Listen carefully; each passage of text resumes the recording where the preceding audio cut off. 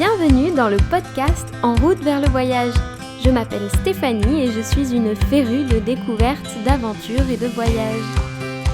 Partie sur le pèlerinage de Shikoku au Japon, je vous raconte nos aventures avec François et Pierrot. Bonne écoute! Bonjour à tous! Alors aujourd'hui on vient de partir de chez Yoko Izushi où on est arrivé hier en partant de Saijo parce que donc hier c'était une journée hôpital. On a vu Pierrot, on est allé faire ses derniers examens pour vérifier si tout allait bien et tout va bien. Il doit quand même faire une opération en France, mais il peut partir du Japon. Il va pouvoir être rapatrié. Et a priori, il sera rapatrié d'ici demain ou après-demain. Donc, c'est bien pour lui parce que le pauvre qui était tout seul à l'hôpital, heureusement, Norisan, il venait le voir tous les jours. À l'hôpital, non, il n'était pas tout seul. Ah, pardon, à l'hôpital, il n'était pas tout seul, on était là, mais à l'hôtel, il était tout seul. Donc heureusement pour lui, Norisan venait tous les jours le voir à l'hôtel. Pendant que nous, on a continué un petit peu, parce qu'on ne pouvait pas rester trop longtemps statique. Il fallait quand même qu'on avance si on voulait finir avant la Golden Week. Donc, hier, on est allé le voir. On est même arrivé avant-hier où on a pris le bus de Matsuyama pour arriver à Saijo. On est allé le retrouver à l'hôtel. Norisan nous a emmenés au café de l'armée, un ami à lui qui a un super café et des tonnes de collections de jouets et de répliques d'armes et de plein de trucs. Et il avait aussi des grosses voitures, c'est des Mitsubishi de l'armée. Et donc c'était très, très sympa à voir. Assez impressionnant d'ailleurs sa collection. Il en avait de partout. Et on a sonné la descente du drapeau. Enfin, c'est plutôt François qui a fait ça. Pendant que son ami Norisan et Pierrot descendaient le drapeau japonais. Voilà. Et ensuite, on est parti manger au restaurant chez un autre ami de Norisan qui était médecin, qui est parti donner des cours de médecine en Allemagne et aux États-Unis, à Houston, au Texas. Et maintenant, il est revenu au Japon, à Saijo. Il est restaurateur, il a même une guest house. D'ailleurs, les Enro peuvent y aller, c'est juste un peu plus loin que le chemin, donc il faut faire des kilomètres un peu en plus. Donc voilà, ça c'était pour la soirée. On a eu un super repas d'ailleurs, un repas un peu typique, avec des ingrédients un peu japonais, mais qui ressemblait un peu à un repas européen, avec du cerf en sauce, une bonne bouteille de vin, Baron de l'Estac, et voilà. Ensuite, hier c'était hôpital. On a attendu la matinée pour qu'il fasse ses tests, et le médecin a dit que c'était tout ok. Donc on l'a laissé à son hôtel vers 1h30 et on est allé prendre un train pour revenir sur Matsuyama et ensuite prendre un bus pour aller à Kumakogen. Ah il y a un autre Enro. Ohayou gozaimasu. Arigatou gozaimasu. Donc, on a pris le bus ensuite de Matsuyama à Kumakogen où Yoko est venue nous chercher en voiture pour aller dans sa guest house. Et donc, c'est un endroit que François connaît bien. Pourquoi tu les connais bien, François ? En fait, j'ai dû rester ici pendant mes premiers pèlerinages, mais c'était impossible, parce qu'ils étaient soit complets, soit occupés, soit quoi que ce soit. Donc j'ai pu rester là, sur le 3e pèlerinage, et je venais de quitter Senryuji dans un état assez lamentable, parce que quand on passe je suis parti de 4 mois à penser à rien d'autre qu'au travail, au temple, donc en m'oubliant totalement, et je me lançais dans un pèlerinage, donc autant dire, là on se cassait la gueule. Il y a des bruits bizarres dans le matin. Oui, donc dans un état psychologique, on va dire, assez, voire même très vulnérable.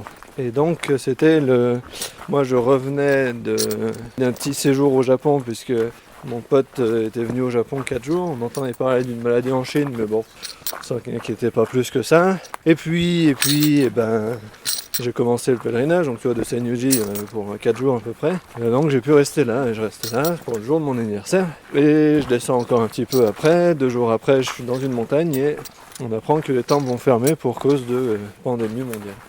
Au moment du coronavirus. C'est ça. Ok. Donc je suis resté dans celui que j'appelle le temple du bout du ciel, Shusekiji, parce qu'il y a un hébergement pèlerin là-haut. Je suis resté là-haut au milieu de nulle part, dans un froid glacial, dans un temple au sommet d'une montagne coupée de tout. Et je me suis dit, attends, il disait que des fois ils prenaient des woofers à Tensuki, je vais leur demander. Donc je leur demande, pas de problème. Tensuki, c'est quoi? C'est là, ici, ouais, Yorana. Et donc je remonte là et on se dit, au début, là t'as qu'à faire volontaire pour une semaine. Donc tu vois, c'est le moment où le monde quand même s'effondre. Oui, mais Partout, où tout le monde ferme ses portes, où tout le monde a peur de tout, et eux ils ouvrent leurs portes à un étranger qu'ils connaissent depuis une journée, quoi. Et au final, je suis pas resté une semaine, je suis resté 3-4 mois. Tu vois, de passer par Senjuji où on mangeait nos petits repas dans le silence et on faisait chacun notre truc d'un côté et c'est le chose qu'on faisait ensemble, c'est prier et travailler ensemble. Je suis passé là dans un endroit où, comme je dis, c'est ma famille du Japon, quoi, clairement. Et Yoko me le dit souvent quand je dis je peux venir ou quoi, elle dit mais t'es un fils, tu le fais comme tu veux, quoi. Donc on est arrivé à ce niveau de connexion là, quoi, avec eux. Et oui, et surtout avec Hiroshi qui est, je pense qu'on est très proche du point de vue caractère et philosophie, donc c'est vrai que ça a été un réel gros bonheur et révélation de travailler avec lui. Et voilà, et puis Yoko qui est pleine d'énergie, qui se coupe en 27 et que comme elle disait, ses fils lui disent de faire attention avec Hiroshi, de pas trop le surmener, alors que c'est elle qui turbine dans tous les sens. C'est un vrai caractère aussi, c'est une vraie maman, quoi. Et donc oui, on est resté là à travailler sur ce projet, à régénérer les forêts, à accueillir des enfants, on travaille aussi avec des personnes handicapées, il y avait tout, enfin c'était tout complet, quoi. Ramasser des légumes sauvages dans la forêt pour les cuisiner le soir, enfin c'était tout, ouais. Un ensemble de choses qui font que c'était juste parfait, quoi. Donc je suis retourné passer des Noëls, des Nouvel An, chaque fois que je peux, je viens au Japon, je vais passer ici un petit peu. Voilà, c'est ça, c'est Yurano no Mori. C'est comme ça que tu les connais. Okay. Yurano no Mori. C'est ça le nom. On est toujours à Komakugen ici. C'est ça. En fait là où on est, c'est l'ancienne route. L'ancienne route de... On a pris hier en voiture. Donc le chemin principal était là. Et tout ça. Au-dessus de la maison, là, tout ça. C'était des murs. Des murs? Des mûriers. Des mûriers? Et en fait c'était de l'élevage de soie. Des vers à soie. L'élevage de vers à soie. C'est un endroit hyper important, ça devait vivre pas mal de villages. Et quand la nouvelle route s'est installée, toutes les maisons ont disparu. Il n'y avait plus que des murs et des mûriers là. Des murs en pierre et des murs. Donc il y a eu un docteur, Matsuyama, qui a dit qu'il fallait refaire cet endroit. Donc Hiroshi et Yoko cherchaient un endroit aussi. Et donc il a donné... Enfin, il a plutôt acheté l'endroit et il l'a donné à Hiroshi et Yoko. L'objectif c'était qu'ils construisent un endroit en fait pour partager la nature avec les enfants, leur montrer un peu ce que c'était avant. Donc Hiroshi il a construit les 2 maisons là, gigantesques. Il avait un peu d'aide, des volontaires, des trucs comme ça, mais bon il a quand même bien bossé lui. Et pour mettre sa famille d'abord, parce qu'il y avait les enfants qui arrivaient, Amato et Mizuki. Et après une guest house pour faire un peu des réunions, inviter des gens et les faire dormir aussi. Et puis donc ils ont fait de la teinture indigo traditionnelle d'ici, et un peu pas mal de choses on va dire traditionnelles, encore la confiture de mûre par exemple, des choses comme ça. Et en fait le rêve de Hiroshi c'est en arrivant à Komakugen qui est quand même hyper exploité pour le bois, il y a des forêts de cèdre partout. Les forêts de cèdre c'est bien, ça remplit. Je l'ai expliqué ça, que je subventionnais. Alors le problème des cèdres du Japon, qu'est-ce que c'est? Après la guerre le Japon est dévasté, il faut reconstruire. Le problème c'est que le Japon a très peu de matières premières comme du ciment, des choses comme ça, des pierres. Donc ils vont tout miser sur le cèdre du Japon qui pousse très vite, très droit. C'est très bien pour la menuiserie. Et aussi très souple pour les tremblements de terre. Donc ils vont subventionner largement toute plantation de cèdre. Donc il y en a qui jouent bien le jeu, qui savent que c'est pour reconstruire le Japon, donc on construit des endroits où c'est exploitable et tout ça. Et il y a des personnes qui jouent un peu moins le jeu et qui vont mettre ça dans des endroits monstrueux. Je précise que je souffle un peu parce que on est en train de monter à peu près 250 mètres de dénivelé en 2 km. Voilà pourquoi je souffle un peu. des endroits où les pentes sont trop extrêmes pour pouvoir exploiter le bois, des sommets de montagne inaccessibles, des choses comme ça. Donc ça veut dire que les cèdres ils poussent sans pouvoir être récupérés après. Le problème des cèdres du Japon en fait, c'est que ils n'ont pas des grosses racines. Donc les tempêtes et tout ça, ça fait partir des pans de montagne entiers. Ils sont pas diversifiés les forêts. Donc si la forêt n'est pas diversifiée, il n'y a pas de biodiversité dedans. Du reste, on entend très peu d'oiseaux en général dans ces forêts. Et donc voilà, et le problème aussi, c'est que exploitation unique, ça veut dire que quand on va récupérer les cèdres, ils laissent plus rien. Ils viennent, ils rasent tout, et ça fait une espèce de terre nue, une plaie dans la forêt, dans la montagne, qui est assez effrayante à voir. Et ça touche beaucoup Hiroshi, qui est très, très sensible et très proche de la nature, on va dire. Donc son projet, ça a été de planter graine par graine des arbres natifs de la région. Des bouleaux, des cerisiers, des chênes. Et de les faire pousser un par un. Et ensuite récupérer avec des aides gouvernementales des endroits où les cèdres ne peuvent pas être exploités, couper et planter de nouvelles forêts pour faire des belles forêts diversifiées pour les générations futures. Donc finalement c'est un peu... J'avais fait la transition avec le Enro. Le Enro quand on attaque et qu'on n'est pas sûr, on se dit oh là là là là, 1200 km à pied, ça va être impossible, ça va être monstrueux. Donc si on regarde tout de suite la fin et les 1200 km, on se dit que c'est pas possible. Si on prend jour après jour, un pas après l'autre, et avant qu'on le sache, les 1200 km sont terminés. Donc lui c'est la même chose, c'est un travail, on pourrait se dire au début du travail, non mais tu rêves, c'est impossible, tu peux pas changer les forêts du Japon en plantant une graine. Finalement, lui en plantant une graine après l'autre, il a déjà eu pas mal d'endroits comme ça où il a pu régénérer des forêts comme avant. Donc bravo Hiroshi, bravo Yoko, c'est des personnes fantastiques, hein. Je sais pas ce que t'en penses Stéphanie, mais tu peux en parler un peu, moi je les connais des fois trop. Dis-nous tes premières impressions. Pour répondre à la question. Déjà, elle parle anglais, c'est hyper... c'est cool en fait, parce que c'est rare de trouver quelqu'un qui parle anglais au Japon. Du coup, j'ai pu un peu comprendre et interagir avec elle, même si on n'a pas beaucoup parlé, parce qu'on est arrivé plutôt... C'était vers quelle heure? Vers 5h? Vers 5h30. Ouais, le temps d'arriver à la maison. En plus, après, elle est allée faire à manger pour nous. T'as pris une douche de 45 minutes. J'ai pris une douche, je me suis lavé les cheveux. Nous, on aurait voulu prendre des douches aussi avec le monsieur, tu vois, avant de manger. Mais bon. Et vous m'avez demandé, moi j'ai cru comprendre que personne n'allait prendre sa douche parce qu'il faisait trop froid. Donc je me dis bon tant mieux. Je me suis lavé les cheveux, donc j'ai fait ma petite vie. Bref, et donc pour revenir sur Yoko, non, j'ai trouvé qu'elle était très gentille. J'ai pas vu qu'elle était hyper active. Non, c'est quoi que t'as dit? C'est ce que je disais, c'est la politesse au Japon en fait. Dans les arrières-salles, ils courent dans tous les sens et puis quand ils sont devant toi, ils prennent un peu de temps, ils discutent, ils papotent. Oui, ça c'était chouette qu'elle ait pris du temps aussi pour discuter avec nous pendant le repas, un petit peu avant, un petit peu après. C'était bien cool. Et hier on était avec un autre marcheur aussi, c'est un autre pèlerin japonais. Donc on n'était pas que nous, on était 3 et c'était sympa de manger 3 et puis d'avoir Yoko qui nous parle un peu, qui discute, qui parle un peu avec moi en anglais, que je parle pas japonais. J'essaye de comprendre mais je ne comprends pas tout. Et donc c'était hyper sympa. Et puis ce matin aussi, on avait rendez-vous à 6h30 pour le petit déjeuner. Le feu était déjà allumé parce en fait c'est une grande maison tout en bois où on a dormi. Et il fait froid parce qu'on est à Kumakogen dans les montagnes. Là on était à moins quelque chose cette nuit je crois. Moins 5 cette nuit, après je sais pas ce matin, mais il fait froid, il y a de la neige. Là sur le chemin on a un petit peu de neige. Et donc ce matin à 6h30 quand on est venu prendre le petit déjeuner, le poêle était déjà chaud, en train de chauffer la maison. Non, franchement c'était chouette, vraiment super. Et puis on a eu du café, du vrai café, dans une cafetière italienne. Ça c'est à dire parce que au Japon c'est que du café soluble. En fait c'est un fanat de café entier. Et donc Hiroshi c'est un fanat de café, c'est pour ça qu'il a fait ses propres mélanges de Guatemala, Équateur, Brésil. Il fait ses propres mélanges de café, donc en fait c'est un café avec plusieurs sortes différentes et qu'il fait à la cafetière italienne. Et il prend les graines et il les moud.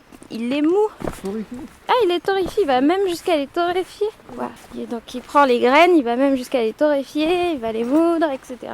Et Oui, parce qu'avant, il le mettait dans un filtre à café, dans une cafetière normale, on va dire. Et ça gâchait un peu le café, c'est sûr. Donc maintenant, il prend une cafetière italienne. Et j'avoue que c'était un très bon café ce matin, avec du pain.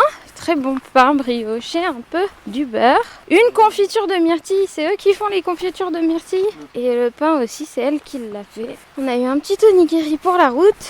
Et voilà, franchement... En fait, c'est leur avantage, c'est qu'ils sont très ouverts à la discussion, très intéressés par les étrangers en fait. Ils sont très intéressés par les étrangers et donc c'est pour ça qu'ils font tout ça pour... Parce qu'ils ont écouté ce que disaient les étrangers en arrivant ici, ils se disent c'est vrai que des légumes, c'est vrai que des fruits, c'est vrai qu'on n'en mange pas beaucoup. Ah oui, ils ont écouté ce que les étrangers disaient au fur et à mesure de venir dans leur guest house. Donc là, ils sont au 44e temple, donc ils sont réunis parcours, les gens ils savent expliquer ce qu'ils ont vu, ce qu'ils ont pas aimé, ce qu'ils voudraient à la place. Ils ont déjà toute l'expérience en fait du pèlerinage, les gens quand ils écoutent. Ah oui, C'est parce pas que... comme s'ils étaient au temple 7 et puis que les gens ils disaient bah non, bah je peux pas. C'est ça, en fait c'est parce qu'on est proche du 44e temple.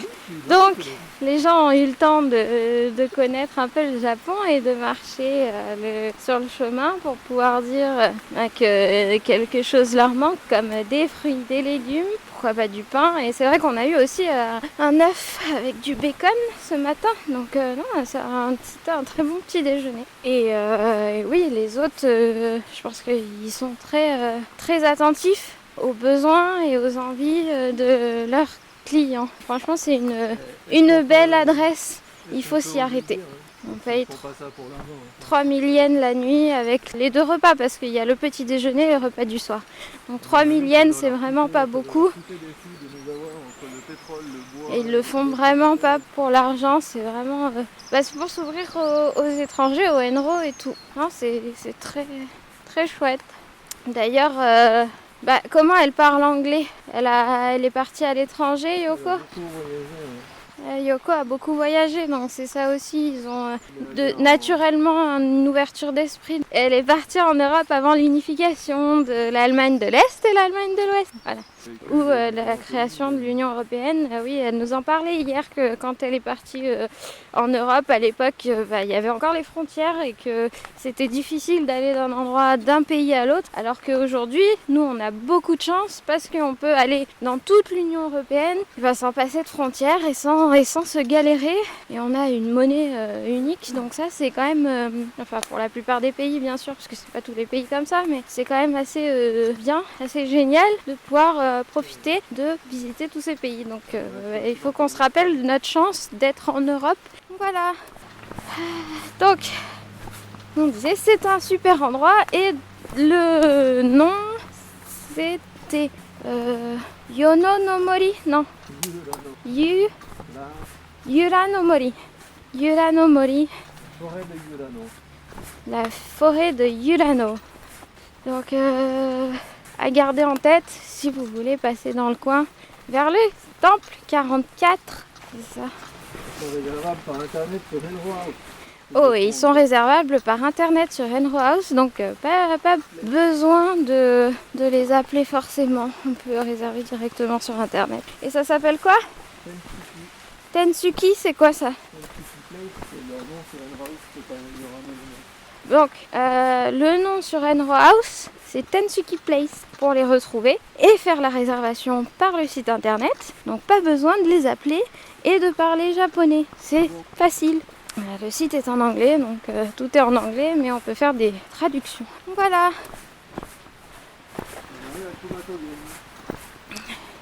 On arrive à Kumakogen. Donc aujourd'hui, on a 2 temples à faire, le 45 et le 44. Parce qu'on s'était arrêté au 46 sur Matsuyama. Et donc, aussi, autre chose à dire aujourd'hui. Il y a quelques jours de ça, j'ai envoyé un petit message à une personne que j'apprécie énormément, professionnellement parlant, et qui m'inspire beaucoup. C'est Hervé Pochon qui fait un podcast qui s'appelle La Balado de Pochon. et qui est parti sur le chemin de Saint-Jacques-de-Compostelle, qui est parti faire la diagonale du vide et qui actuellement même est en train de faire la transversale, comme il dit, entre Strasbourg et Brest. Et donc il y a quelques jours, je lui ai envoyé un message parce que il m'a clairement inspiré et m'a donné envie de faire le podcast pendant ce pèlerinage-là.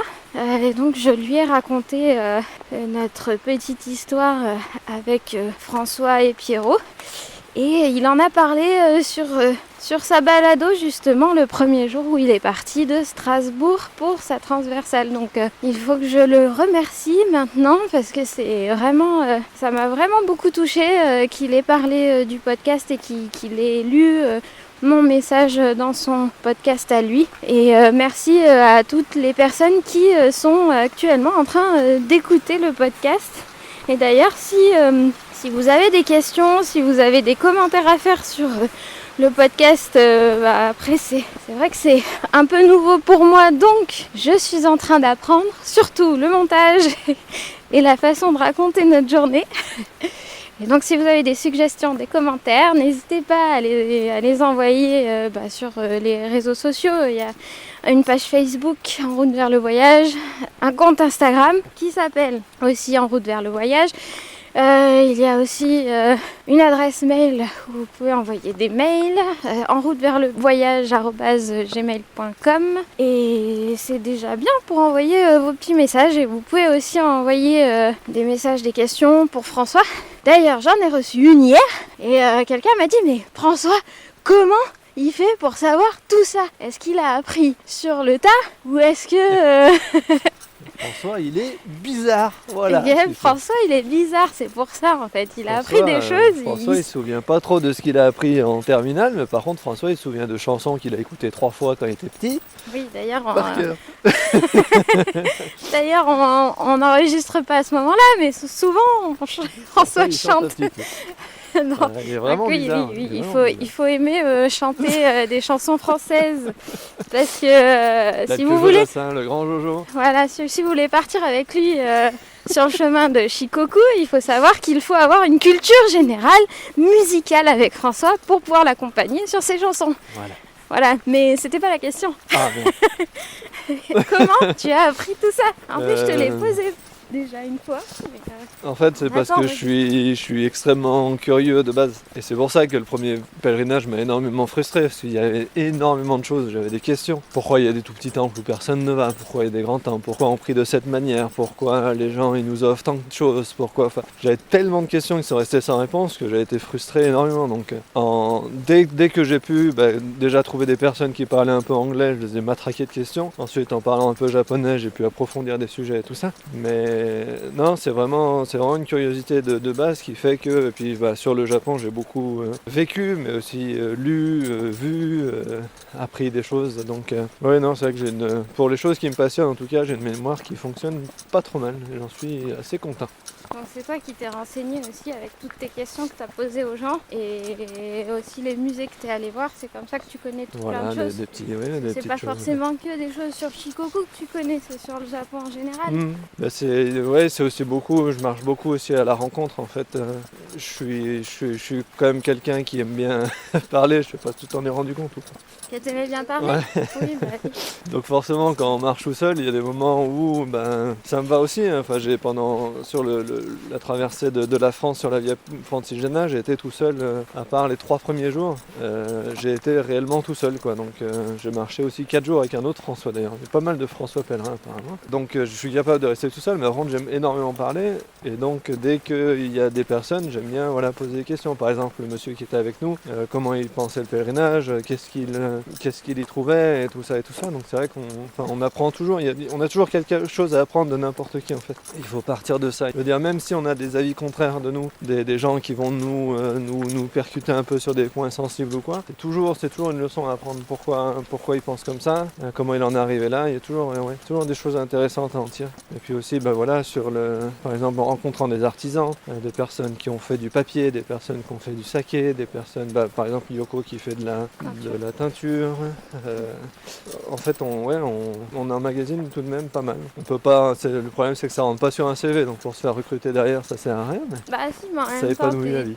tu fais du vidage, donc c'est un peu ton boulot d'emmagasiner des informations et de les restituer. Et de savoir les restituer, parce que c'est pas tout le monde qui peut les restituer de la même manière que toi. T'as vu comment je te fais un compliment là? T'as vu ça? Ça m'a, je te jure, ça le boire un coup, tellement. Ça m'a coupé la chic. Bon, voilà, et du coup on a eu du beau temps aujourd'hui, je crois qu'on va en profiter parce que demain il pleut. Sûrement pour 3 jours d'ailleurs. Pour 3 jours, youpi! Voilà. C'est d'ailleurs un jour où on va croiser énormément de pèlerins parce que c'est un aller-retour pour tout le monde plus ou moins, sauf ceux qui prennent les bus. Donc on va croiser, comme là tu vois aujourd'hui c'est 7h30, on a déjà croisé 2 pèlerins. Donc c'est vrai qu'on va croiser on va, pèlerins déjà. On va aller là-haut, après redescendre et remonter. Voilà, donc aujourd'hui on fait même 30 km. Ohayou gozaimasu. Aujourd'hui on fait 30 km, mais sans sac, nos sacs allégés quoi. Donc ça va être un peu plus facile. Petite pause. C'est quoi la petite histoire?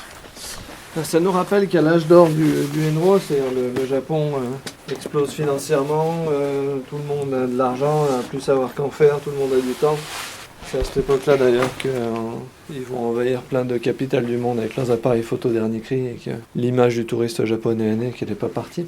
Et ça nous rappelle qu'ici sur cette rue, il y avait plus de 15 auberges alignées. 15 auberges ici? En fait, vu que c'est un endroit où on est obligé de partir et de revenir par le même chemin, il y avait à peu près 300 pèlerins chaque nuit. Donc on laissait les bagages là et on partait vers Iwayaji et on revenait. Et après on repartait vers Matsuyama. Donc du coup ça te dit que comparé à aujourd'hui, tu vois, on a du mal à rester à 2-3, à une époque ça faisait pas rien. À une époque il y avait beaucoup plus de monde, ouais. Bah, là c'était que des dortoirs en haut comme ça, les gens ils mangeaient en bas alignés et dormaient en haut tous ensemble. C'est dommage quand même qu'il n'y ait plus ça. Alors c'est économiquement le Japon, ça a des idées. Financer les guest house. Je sais pas. S'il n'y a personne qui rentre dans les guest house. Il faut ramener des pèlerins du monde entier. Et peut-être qu'avec le podcast, on ramènera plein de pèlerins français. Tu te rends compte? On va être guidé par François. Bibi. Sauf que François, il peut pas guider 15 millions de personnes. 4 à 4. Onigiri fabriqué par main de maître. Onigiri par Yoko. Avec des Il a l'air bon. umeboshi maison. Des prunes quoi. Vinaigrées. Des prunes vinaigrées. Bon, je vais un peu me déshabiller parce que j'ai un peu chaud.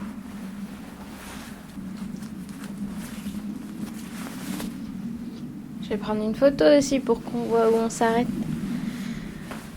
Et puis manger un petit bout. Hop là, c'est parti. Bon, voilà pour la journée. On va essayer de terminer pas trop tard ce soir pour dormir parce que demain on a une autre grosse journée. Sous la pluie en plus demain. Donc j'espère qu'il va pas trop pleuvoir et j'espère qu'on va pouvoir dormir surtout. Quoi? Pluie après cette nuit, 75%. Et aujourd'hui beau temps, pluie samedi, dimanche, lundi, mardi. Oh, et mercredi il fait beau. Ouais, ça fait beaucoup de jours de pluie, hein. On va prier ce soir le dieu du soleil pour qu'il fasse beau, qu'on puisse voir les sakuras en fleurs, et puis pour pas marcher sous la pluie. Ça c'est quoi? Là où on va. Ah, il fait un peu meilleur là où on va. Ouais. Il fait un poil meilleur. Bon, Bon. alors avec un peu de chance, À 19 degrés d'annoncé, ça va déjà mieux. avec un peu de chance, on aura du beau temps. On croise les doigts, croisez les doigts pour nous, et puis... Il vaut mieux qu'il pleuve maintenant et qu'il pleuve plus après pendant les sakuras. Moi, s'il peut pleuvoir les 4 jours, là, et après on est tranquille pendant une semaine. Et s'il pleuvait pas du tout, c'est bien aussi. Du coup, les arbres n'ont pas d'eau, et du coup, ils peuvent pas continuer. Bon d'accord, alors un petit peu de pluie, ok, mais pas trop. Et puis après, plus. Voilà, on va espérer ça. Et je crois qu'on va terminer la journée là. Du coup, on vous laisse et on vous dit à la prochaine entre les temples de Shikoku. Salut, salut! Ne manquez pas la suite de nos aventures dans le prochain épisode. À la prochaine! Posez-moi vos questions sur enroutevertlevoyage@gmail.com, tout attaché, ou sur Instagram, ou encore la page Facebook du podcast. J'y répondrai avec grand plaisir. Les épisodes sont également disponibles sur YouTube pour les malentendants avec les sous-titres. Si cet épisode vous a plu, vous pouvez liker et vous abonner sur votre plateforme favorite. Spotify, Deezer, Apple Podcasts, Google Podcasts. Et parlez-en autour de vous, partagez, c'est le meilleur moyen de le faire connaître au plus grand nombre. À très vite!